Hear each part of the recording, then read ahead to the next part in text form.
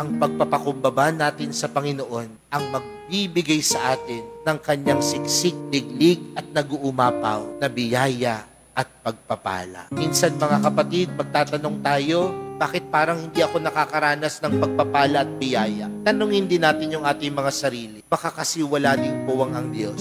Baka din kasi ang yabang-yabang natin. Pero kung nandoon ang pusong mapagpakumbaba, may puwang ang Diyos. At ang Diyos ang magpupuno sa anumang kakulangan at kahinaan meron tayo. Mga kapatid, sa araw na ito, pinapaalala sa atin, ang bawat isa sa atin, hindi naman talaga karapat-dapat. Pero sa kabila ng ating hindi karapat-dapat, ano ang pinapaalala sa atin? Kilala tayo ng Diyos. Kilala tayo ni Jesus. At kung kilala tayo ni Jesus, siya ang magpupuno, siya ang magbibigay sa atin ng anumang kahinaan, kakulangan na meron tayo. Amen.